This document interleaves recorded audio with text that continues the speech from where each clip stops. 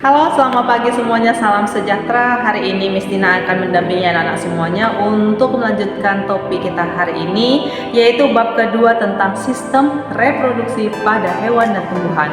Nah, topik kita hari ini kita akan lebih membahas mengenai sistem reproduksi pada tumbuhan.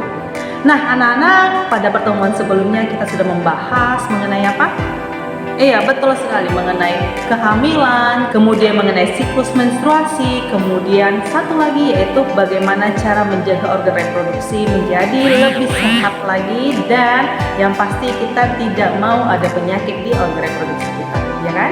Nah, untuk hari ini ternyata ada banyak jenis reproduksi yang dilakukan oleh tumbuhan berdasarkan jenisnya masing-masing dan berdasarkan alat reproduksinya masing-masing. Nah, yang bagaimana itu? Yuk kita cek video kita hari ini. Bab 2, sistem reproduksi tumbuhan dan hewan, dengan subtopik sistem reproduksi tumbuhan. Jadi, setelah mempelajari topik hari ini, anak-anak diharapkan nanti mampu untuk mendeskripsikan jenis-jenis dari sistem reproduksi vegetatif tumbuhan dan mampu untuk mendeskripsikan proses terjadinya reproduksi generatif pada tumbuhan berbiji. Anak-anak masih ingat topik kita sebelumnya?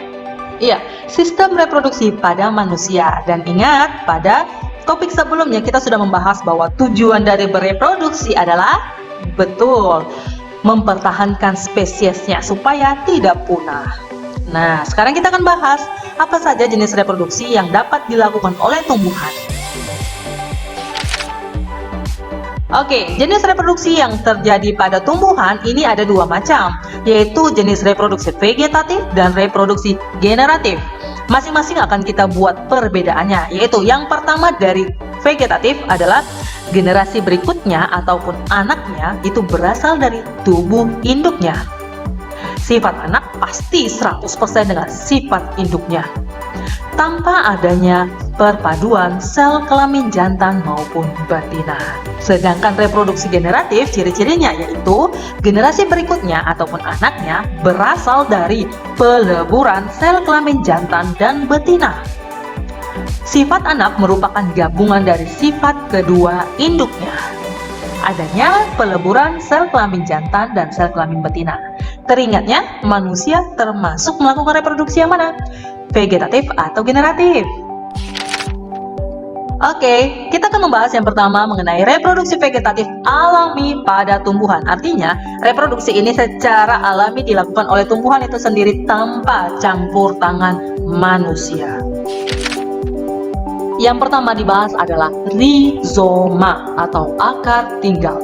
Merupakan batang yang tumbuh di dalam tanah, bentuknya berruas-ruas dan pada ruas akan muncul tunas. Anak-anak, tahu contohnya?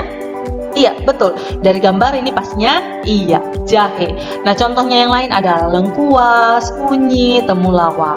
Oke, yang kedua adalah umbi lapis, merupakan batang yang sangat pendek yang tertutupi lapisan daun yang berdaging.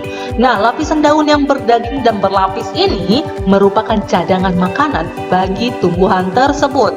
Anak-anak bisa tahu kan dari gambar contohnya? Iya, ada bawang-bawangan, ada bunga bakung, dan bunga tulip.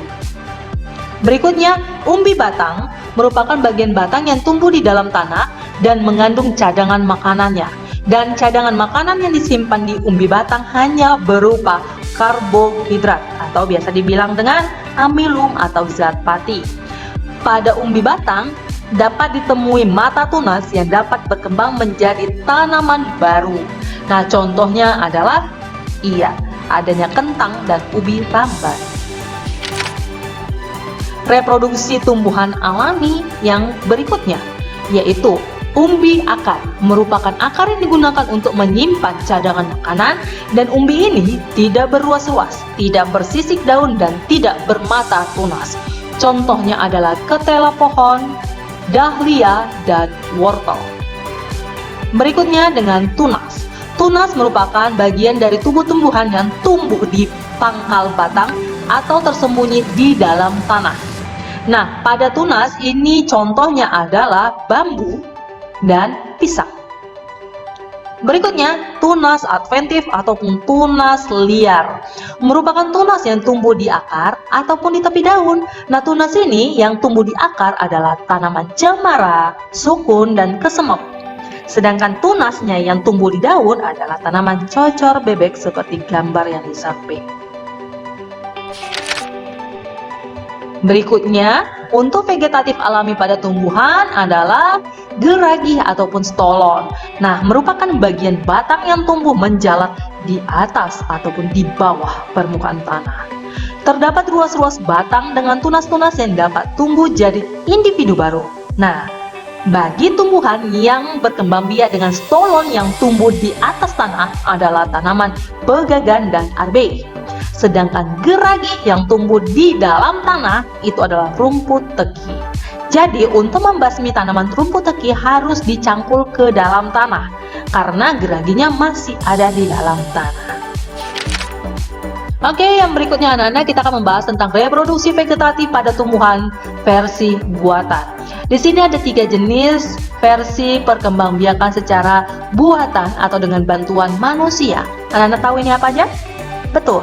Yang pertama adalah stek batang, merupakan proses pemotongan bagian batang atau cabang batang. Hasil potongannya itu dapat langsung ditanam ataupun direndam beberapa hari di dalam air, kemudian setelah tumbuh akar akan ditanam di dalam tanah. Contoh di sini adalah, iya betul sekali, ubi kayu, ada juga dengan mawar. Yang kedua adalah mengenten ataupun menyambung. Yang disambung di sini adalah dilakukan dengan cara menggabungkan batang A dengan cabang batang B yang berkualitas baik. Biasanya batang A ini merupakan tanaman yang batang yang kurang kokoh, tapi hasil produksinya sangat baik. Sedangkan tanaman B itu malah sebaliknya, batangnya kokoh, tapi kualitas hasil produksinya kurang baik. Yang berikutnya adalah okulasi ataupun menempel mata tunas. Nah, ini dengan menempelkan mata tunas tumbuhan A ke batang tumbuhan B ini prosesnya mirip seperti mengenten tujuannya, yaitu mendapatkan batang tujuan yang kokoh. Anak-anak paham yang ini ya? Iya, ini adalah mencangkok.